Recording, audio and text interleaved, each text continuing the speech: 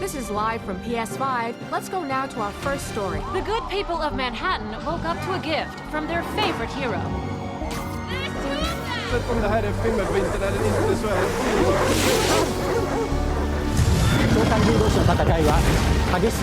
Experts are linking all of these events to an increase in activity on PS5. This was live from PS5, bringing you the extraordinary. Rated RP2M. PlayStation.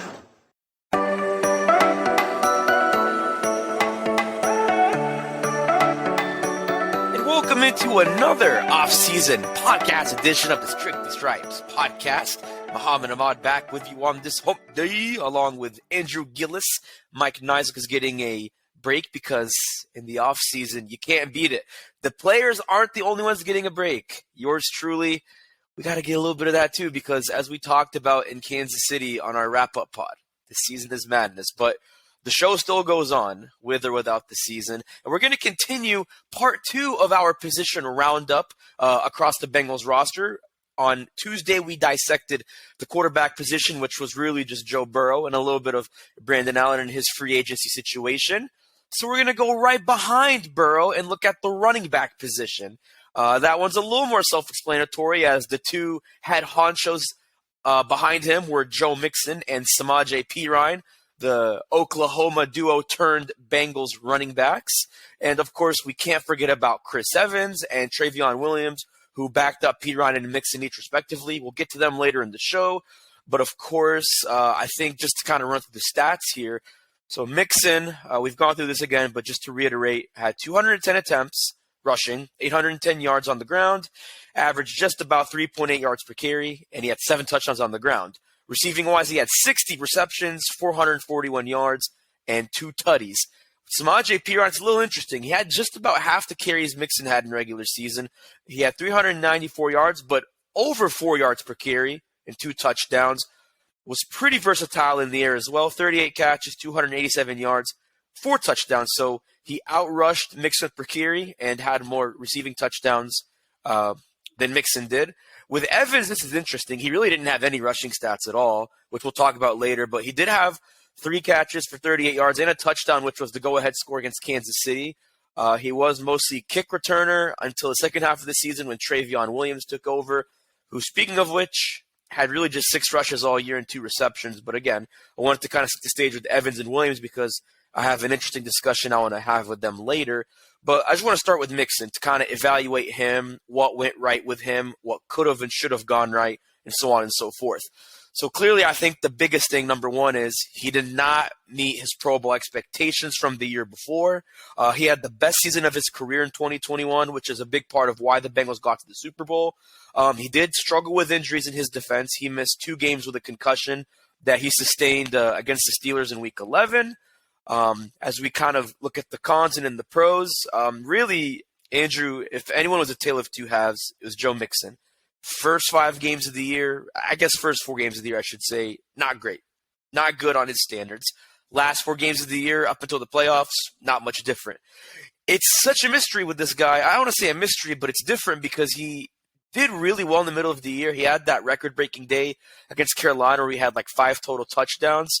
But even though he had a few good games after that, like against Cleveland, for example, in December in that rematch, when he came back from the concussion that he had against the Pittsburgh Steelers, against them and then, a few other opponents in between, like Baltimore in Week 5, which is when he started getting going, he just couldn't keep that consistency. Like the one word that sticks out with me is inconsistent. Before I get to the pros with Mixon, what do you make of those cons? Why do you think he struggled to have that consistency? And who do you attribute that to? Do you attribute that more to him? Or is that more of the offensive line? Because that is another discussion we'll have on their roundup position grouping later. But, I mean, what do you kind of make of that?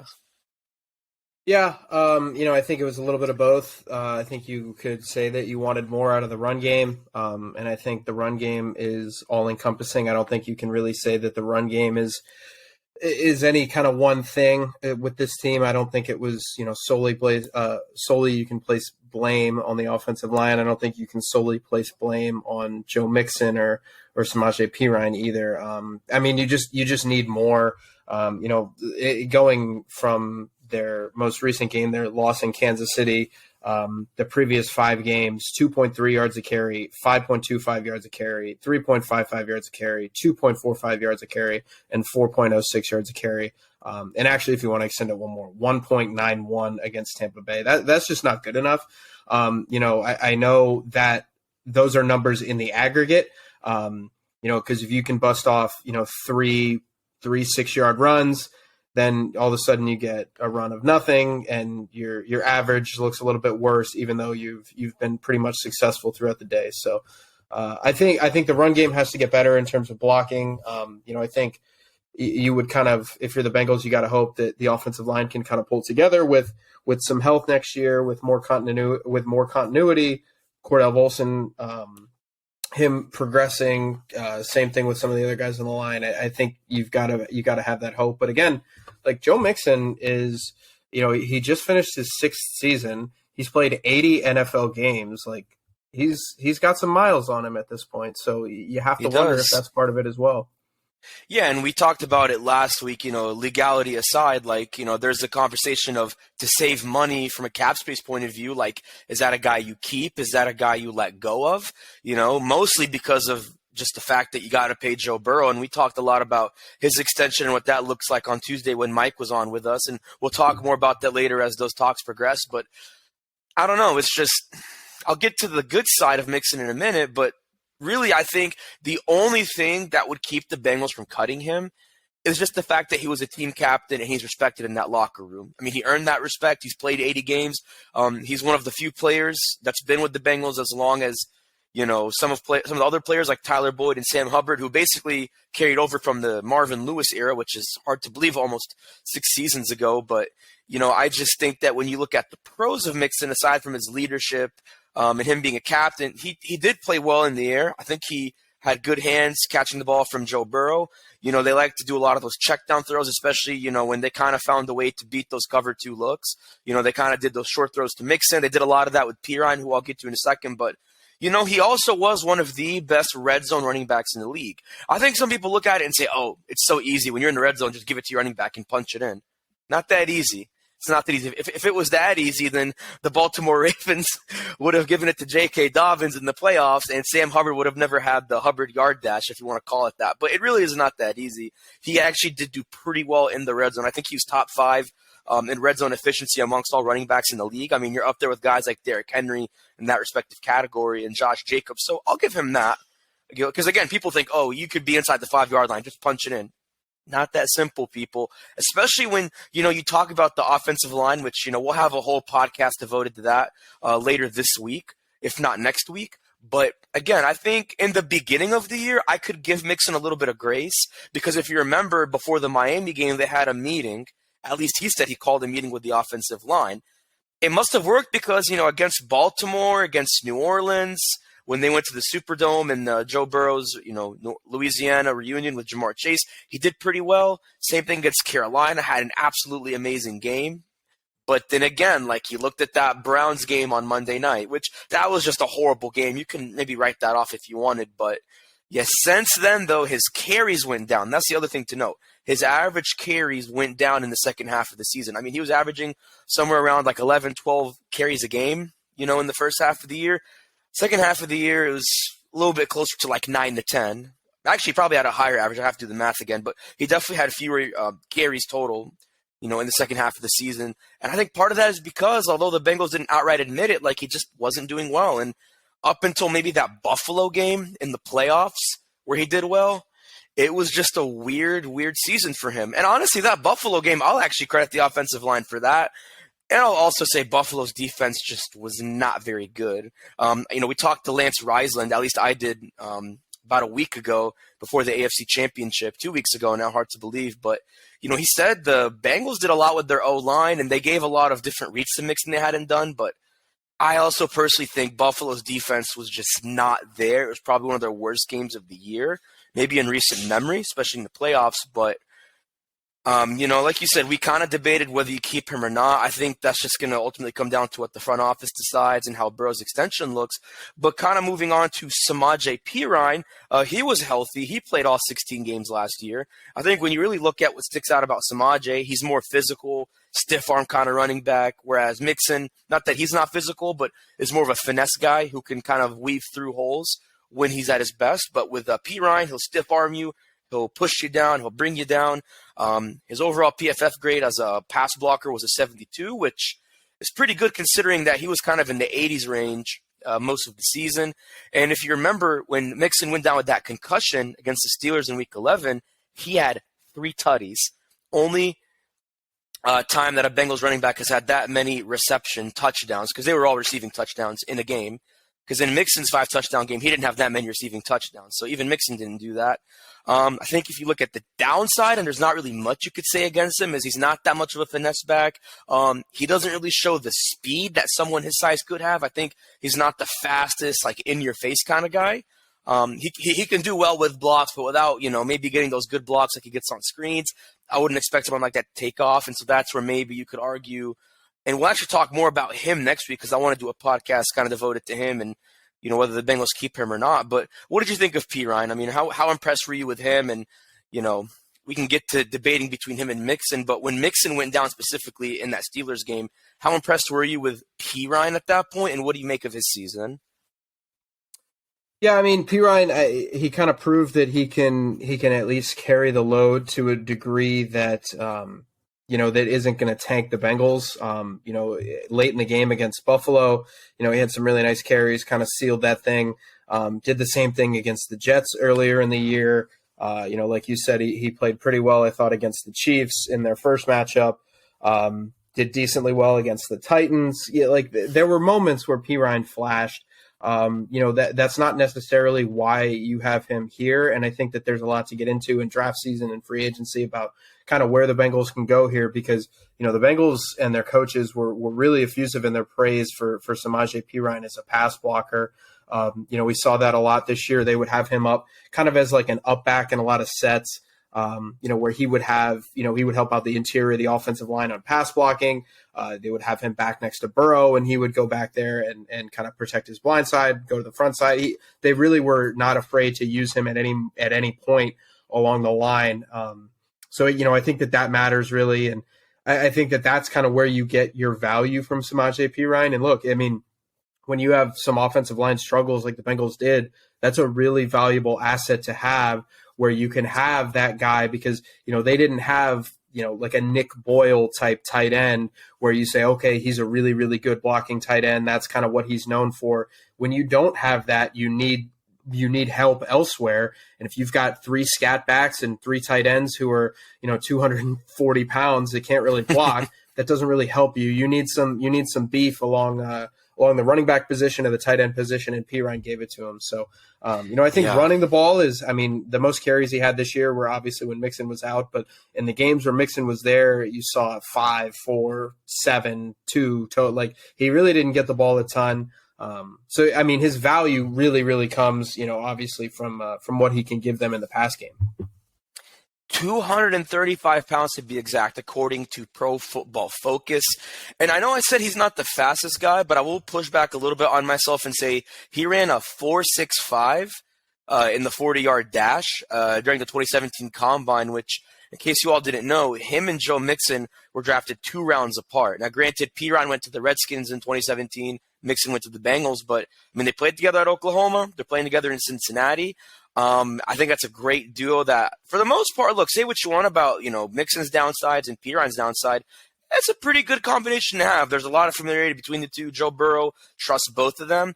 Joe Burrow, too. You think about Samaje Perine. The one thing that Joe Burrow said about Perine that stood out to me this year is that Samaje can do anything. You can just give him a handoff. You can give him a screen pass. You can, have him block like you talked about with all 235 pounds of his force. He can do it all. So he's earned not just, high praise from the coaches, like you said, Andrew. He's earned a lot of praise from Joe Burrow. And that's basically, to me, that's the equivalent of like getting praise from a coach, because that's going to be your franchise guy. If Joe Burrow's happy with you, that has a lot of weight to it. It's almost kind of like, when like we talked about Tom Brady being in his prime and being the GOAT. Like if Tom Brady wanted you, then that's almost like a coach saying he wants you. At this point, Burrow's that guy where like he's got the experience, he's got the respect to say, yeah, like if you mean something to this offense, that's a big deal if you're hearing that. And I think for Perine, That makes a strong case for the Bengals keeping him, which, again, we can talk more about that next week because you mentioned there's a lot to be said about free agency and the draft and the combine, which is in really 3 weeks, which is hard to believe. But now I want to kind of pick your brain on this. So we looked at, the upsides and downsides to Pirine and Mixon. And we talked about kind of the beginning of the year. You could attribute a lot of, Mixon struggles to the O-line, whereas it was the opposite at the end of the year. But let's assume you have a situation where Mixon isn't released, for cap space, and Pirine is re-signed in free agency because he's a free agent. Do you do anything differently? Like if you're assuming Brian Callahan is still there, like if you're Brian Callahan, if you're Zach Taylor, do you keep Mixon as a starter, but give Pirine more snaps than what he had, before Mixon got hurt? And do you assess the situations differently? Like do you maybe give, Pirine more snaps on second down than just third down? Or how do you kind of look at that? Do you think there's anything to learn from last year that the Bengals can change next year if they both return? Yeah, I think, one of the things that when you look at the Bengals, I don't know if they're going to, I've said this throughout the whole year, they're never going to be a team that runs the ball with one guy and they're a running team and they're going to try to run the ball down your throat. And obviously, exactly. The offensive linemen like when those games happen. You think back to, I think, the Carolina game, they rushed really well. There's another game during the year, which is escaping me right now, that, they rushed for over 200 yards or something like that. Like when you do those things, you, especially with the talent they have at the skill positions offensively, you're not going to lose many games. But I think you kind of have to look at this running back group kind of in totality. I wouldn't be surprised to see Mixon and Pirine back. I do think you need to add something else to that backfield. And again, we've talked about this with other positions on the Bengals. The Bengals are not afraid to draft for a year in advance. They're not afraid to say, okay, we're going to have this guy and he's going to be, he's going to be on our team for a year where he's not really going to do much. And then we're going to expect him to do a lot. I wouldn't be surprised if that's kind of the direction they take. I've kind of said it for a few weeks now since the season's over. The thing that I really thought that their offense was lacking, which is crazy to say because, their offense was really good. I think they need a home run threat out of the backfield. You need somebody that can take it the distance, somebody that's got, that lightning ability to change a game and flip a game on its head really quickly, because you have that at quarterback, obviously. You have that at receiver. If you can get that at running back, I think that could add a really unique dimension to what this team is. Now, is that a third down back where, you're drafting a guy who's 5'8" and, a Gio Bernard type, and you're drafting a guy who's a little bit smaller, who's coming in and you play him in kind of passing situations? Or is this a guy where you bring in and he's a 3-down back and you just kind of, you mix it up with he and Mixon, no pun intended, and Pirine? I don't know. But I do think you need something there. But again, I like, if I'm looking at this for the Bengals, I would kind of look at this like, okay, you got Pirine, there's your blocking back. You've got Mixon, he's kind of a all-around guy, maybe first down, second down. And then you need another guy who can come in and kind of take it to the house. And if that guy comes in and he's the best 3-down back you got, then so be it. You took the words out of my mouth, Andrew, when you mentioned that the Bengals really need a home run threat, because that's just what they were lacking. As good as Mixon was, as good as Pirine was, and we'll get to Williams and Evans, but even with what few flashes they showed, that was missing. I don't care if you're going to run the ball with one guy or if you're going to be a multi-dimensional team like the Bengals are, you have to have that. Mixon had home run games, but he was not a home run hitter. He had home run games, but he was not a home run hitter. Like that Panthers game was a home run game for him. I mean, Pirine hit some home runs against the Steelers, and I think you could say against Kansas City and maybe Tennessee. But those were not like your home run hitters. Like Mixon was a home run hitter in 2021. They had that. That's a big reason why they got to the Super Bowl. And I'm not saying that to say they are not getting ready for the Super Bowl right now to play the Eagles because, they didn't have that. I would say that's the farthest reason why they didn't get to the Super Bowl. But it's, if you want to get back next year, as hard as it is, as much as everyone's going to get better, you have to get better in that sense. There's always room to improve, even for a team that's as good as Cincinnati was, being, 3-4 points away from the Super Bowl. But they have to do that, whether it's, putting faith in Mixon and Pirine and just hoping something changes, just maybe changing up like the blocking scheme, which, like you said, there was a lot of struggles with the O-line. Like if you can maybe draw something up that you didn't draw up this year, since you have a much more improved Cordell Volson, You'll have Jonah Williams back healthy next year. You have Ted Karras. And Alex Kappa will be even better and healthier coming off his injury. And for all we know, they could draft another tackle to compete with Jackson Carman and or Hakeem Adeniji, regardless of what happens to La'el Collins. That could be where maybe they put their trust more in that sense of like, hey, Mixon's good, P. Ryan's good, but let's build off the experience we had this year, with our new signings and a rookie like Cordell, and let's maybe build on that with another pick in the first or second round, depending on, what Duke Tobin and the Bengals decide. But I also do think you cannot rule out the possibility of drafting a running back. No matter what happens, if you bring back P. Ryan and Mixon next year, I think you still draft one, and we can talk more about that in the second half of this podcast because we're going to talk about another free agent running back on the Bengals who is worth discussing. Plus, we're going to go through some lengthy Hall of Fame records in light of LeBron James's big moment last night in case you missed it. But we'll have that and much, much more right here on the Strictly Stripes podcast. This episode is sponsored by State Farm.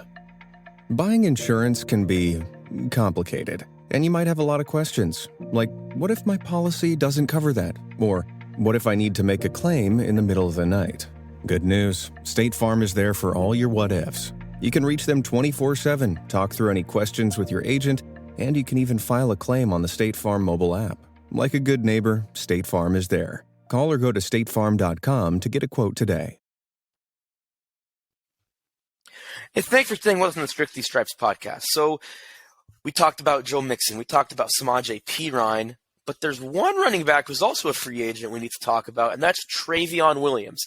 Now, you might be thinking, Muhammad, he only played 8 games. Why do I need to know about Travion Williams? I'll tell you why. He was excellent on special teams. He took over at kick return in the second half of the season over Chris Evans, who I'll talk about in a second. But even in those few games, those 3 games when you did not have Joe Mixon or when Joe Mixon was not 100%, he played some pretty good reps. Like those 6 rushes he had for 30 yards, those 2 catches he had for 30 yards, those all came when Mixon was gone. One of them was a big third down conversion that came against Tennessee. So even though he only had 1-2 big plays in that stretch, and the other one was actually against Pittsburgh, I should add that. I mean, the few times they used him, he made a difference on third down. And I mean, with how the Bengals played on third down, I think you have to mention that. You want to talk about a blocking running back? He actually did really well. I mean, according to PFF, he had an 81 blocking grade. That's the 10th best among all running backs in the NFL. Granted, he had a way smaller sample size because he was not used as often and was inactive for almost half the season. But when he wasn't, he actually gave them a little bit of juice. And, I mean, he's like, 5'8", 215. So he's kind of like a Giovanni Bernard, like you alluded to earlier in the show. Like, that's kind of really why they got him because, Giovanni Bernard left after the 2020 season. He went to Tampa Bay. But speaking of which, they also got Chris Evans in 2021 after Bernard left. He had a weird season. He played 12 games. That's because he played a few more games than Williams because he was the starting kick returner of the year. He actually showed some promise on third down. The Bengals tried using him as a receiver against Cleveland, against Tennessee, against Kansas City. It was hit or miss. He had a really bad offensive pass interference penalty against the Titans. That was pretty much the beginning of the end of Chris Evans, at least that season. He was pretty good blocking too, 78 blocking grade. So again, if we're talking about Williams and Evans, the value they bring is excellent blockers, special teams guys. But with Evans, again, he had some really bad penalties, especially the one he had against the Titans. He lost his kickoff return to Travion Williams. It's for many of those reasons I mentioned. But I want to go back to Travion here because he is a free agent. He's been with the team since 2019, 6th-round pick out of Texas A&M. And again, when you look at his kick return numbers, they were not bad. I'm pulling it up right here as we speak. He took over more in the second half of the season. And let me see right here. Good old podcast switcheroo. So as a returner, as I'm pulling this up, let me ask you this. I mean, just cutting to the chase, do you keep Travion Williams? Is that a guy you re-sign? Do you have him compete with Chris Evans? Do you have him compete with a rookie by chance if the Bengals draft one? I mean, what do you do with a guy like this if you're the Bengals? Yeah, I mean, I think, I mentioned A-Chain, the kid from A&M. I really like the running back there. One of the things that, you can look for, especially if you're going to look for a guy who isn't going to be a first down, second down type of player. Like, if you're going to keep that role kind of relegated to, I guess not relegated, but keep that role on Joe Mixon and Samaje Perine, it's a lot easier to commit a third running back to special teams and to playing that type of role. You don't want, Joe, you're not going to draft a guy to play Joe Mixon's role and then have him return kicks and punts unless it's, pretty dire or something like that.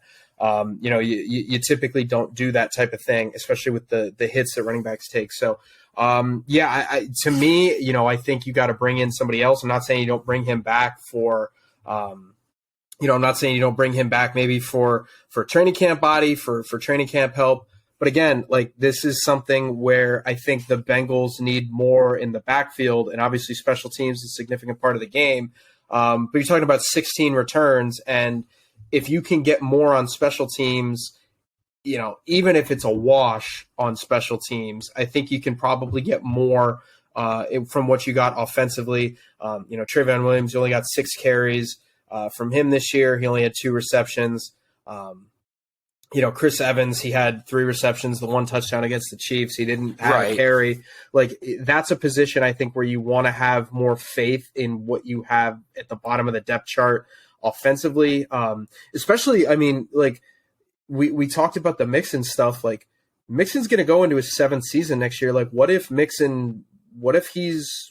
kind of on the downswing, nearing his late 20s? Like, that's a real possibility. And you don't want to be caught where you hit the end of the year, Mixon's kind of on the downturn, maybe he gets hurt again, something like that. And then all of a sudden you've got Samaje Perine and then somebody who, you don't have a lot of faith in the guys at the bottom of the depth chart. So to me, the third running back position is somebody you need to play special teams, but I think that's where you go. So I wouldn't rule out, Evans or Williams returning for camp body or to try and compete for a job. But to me, that's a position that I'd look to upgrade at.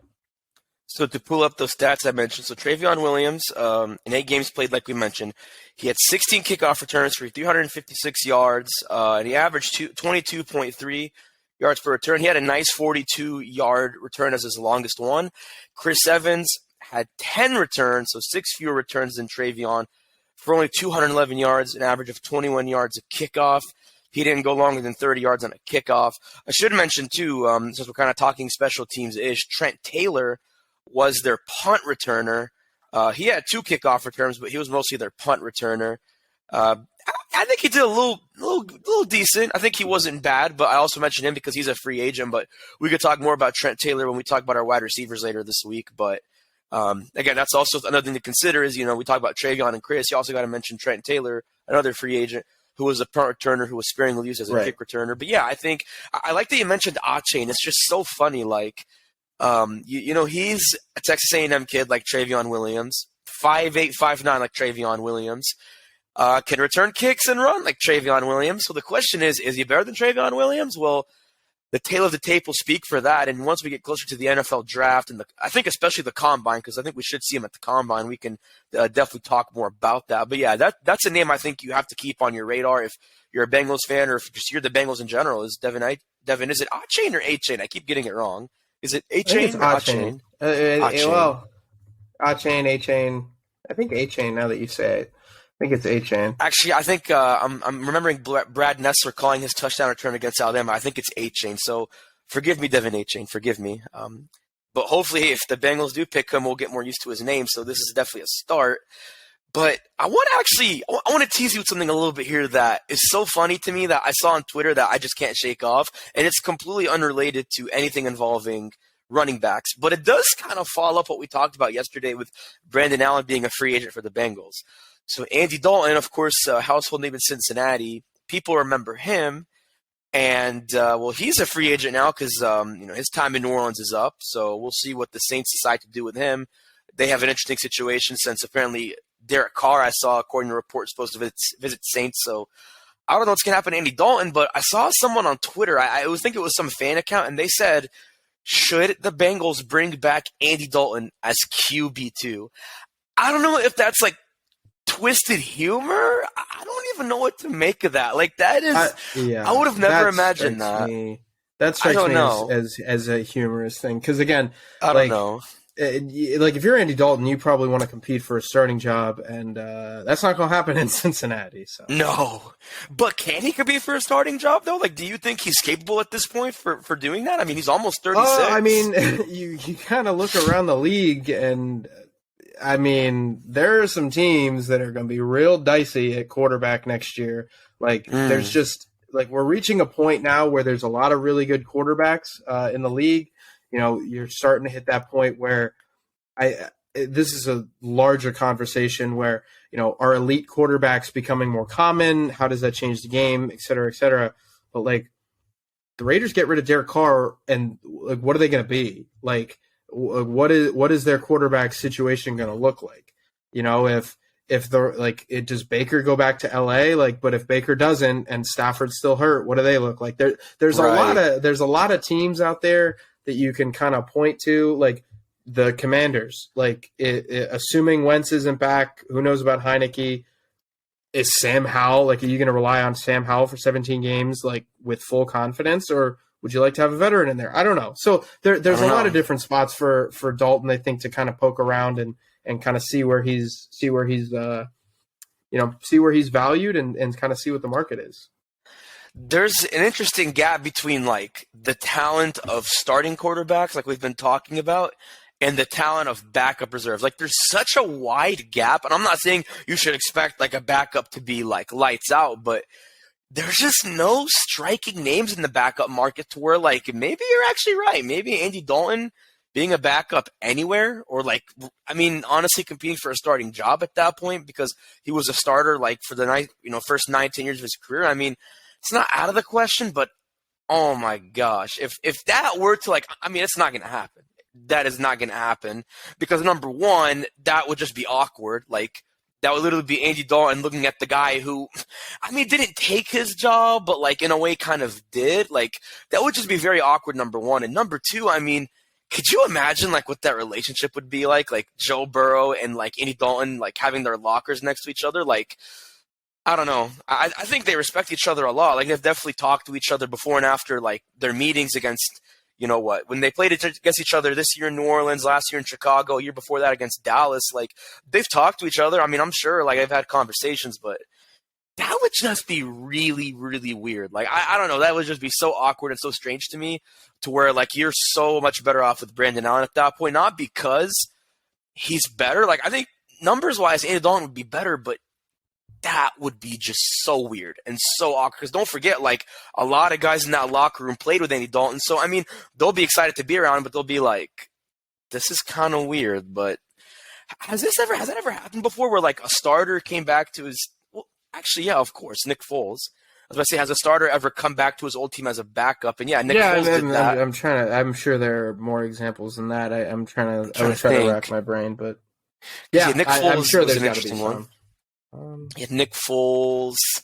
I don't know, man. I'd have to actually do some research on that, because like that would be such an interesting stat to look at. But yeah, other than Nick Foles doing that, which I don't know if we'll ever see a story like that happen again with what he did in Philly 5 years ago. But man, that would be so funny. But I don't really pay much attention to Twitter. But when it comes to stuff like this, it's fun to talk about these things, because like I said yesterday, it's why we do this podcast. But I want to wrap up with one last thing, and I kind of teased this earlier in the show, but for those who didn't see it already, LeBron James is the NBA's all-time leading scorer. Still feels weird saying that, because that's a record that Kareem Abdul-Jabbar held for over 40 years, or almost 40 years, I should say, almost 4 decades, because, I mean, that's a record that I don't think anybody thought that was going to be broken, but LeBron James said otherwise. So I want to kind of pick your brain. I want to go through some all-time NFL records, and I want you to tell me if you think they'll be broken or not. So I'll say the record, what the number is, and who broke it, and then if you think it's going to be broken. So I want to start with all-time rushing yards. Emmitt Smith, 18,355 yards. Is anybody ever going to break that? No, and I don't know if anybody's ever going to get close, because right now the next active player, or the closest active player, is Derrick Henry, and he's 10,000 yards behind him. So, and Ezekiel Elliott's behind him. Think about how good Derrick Henry's been in his career. Derrick Henry needs to more than double the yardage that he's already gotten So hopefully that kind of gives people some context. Yeah, Emmitt Smith's record, especially with the way that the league is going, that's never going to break. Okay, so another touchdown record, or another record that Smith has, rushing touchdowns, 164 touchdowns. Does that get touched? No, because again, it's the same argument. Derrick Henry's at 78 right now. If you double that, he's still not even there to Emmitt Smith. So no. All right. Passing touchdowns, Tom Brady, 649. This is where you start to get into the aspect of, what does the league look like in 10 years, in 20 years, in whatever. Maybe Mahomes has a shot, but again, like Brady's played for 22 seasons. Like, I don't know how many quarterbacks are going to be able to do that in their careers. You just think of some of the years Brady threw 50 one year, threw for 40 a few times. Like, I just don't know if that's ever going to get touched. Just, the game might change and guys might have, on average more touchdowns, but it's not going to be broken. I don't think it's 649. All right. So on that note, passing yards, also Tom Brady's record, 89,214. This one's a difficult one, I think, because you're adding a game. They added a game for, Brady obviously played a 16-game schedule. Now there's a 17-game schedule. You would probably guess that they're going to add another game at some point. So, 2 games you're playing, an extra year. You play that for 8 years, you're going to basically get an extra season. So that's going to be close. The only guy who I would say right now that has a shot would be Mahomes. But yeah, that's again, it's another longevity question. It's going to be really hard to touch. All right. I think this is the one that I'm just going to say right now, I don't think it's going to be touched, but you tell me if I'm wrong. Receptions, 1,549, which Jerry Rice set. I don't think that's ever going to get touched because, again, Julio Jones he's the closest active player, and he's at 903 right now.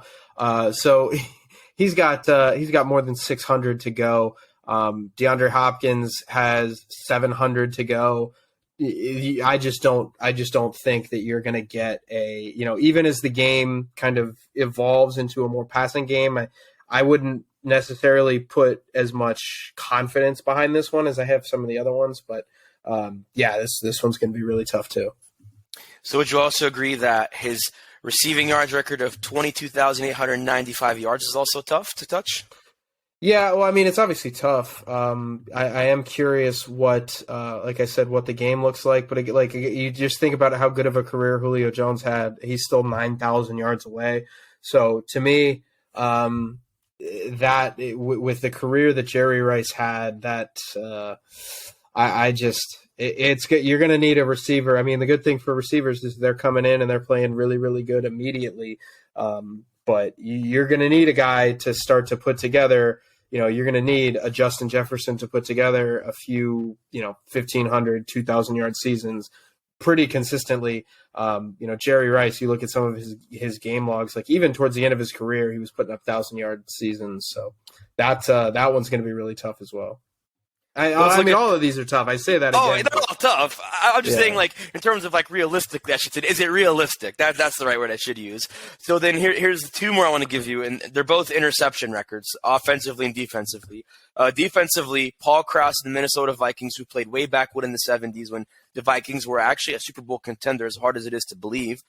He had 81 picks in his career as a defensive back.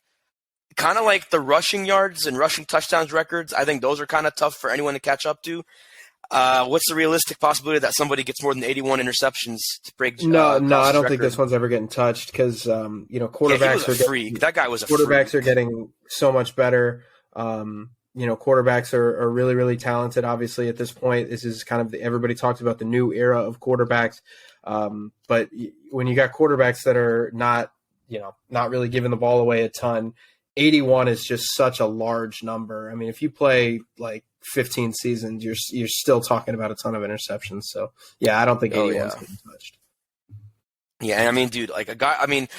We weren't around for this, but I've actually read about him. Like the guy was like 6'3", 200 pounds. Like back then, if you were doing that playing DB, I don't know how the Vikings could win a Super Bowl for that guy. Shame on them. Last one, though, speaking of another former Viking who was only there for 2 years, but still a Viking, most notably a Green Bay Packer. I'm sorry for those that are upset by saying this. Most interceptions thrown, Brett Favre, 336. Tom Brady was not far behind him. He had 212 in his career. He was like, I think, 15 spots behind him, which is actually pretty impressive on Brady's end. But will anybody be that much of a gunslinger to where they're going to like make Brett Favre's interceptions not look as bad? I mean, Favre is just so far ahead of the pack on this one. I just don't think you're going to get, the gunslinger type of quarterback that is just launching the ball all over the yard like he did really until his last season, until his last game, frankly. So to me, I think that's, you're just going to see some kind of evolving of quarterbacks throughout the year. I mean, throughout the years, we saw that with Mahomes when he had a bum ankle, like just sit back in the pocket and kind of throw dump off passes because the middle's not really forbidden anymore. Trent Dilfer's just kind of midway was talking about that, which I disagreed with him, by the way, for what it's worth. But the game is different. It's more receiver friendly, more offense friendly. DBs are not as, cannot be as aggressive as they were. So, yeah, I don't think this one is really ever going to get close to touched.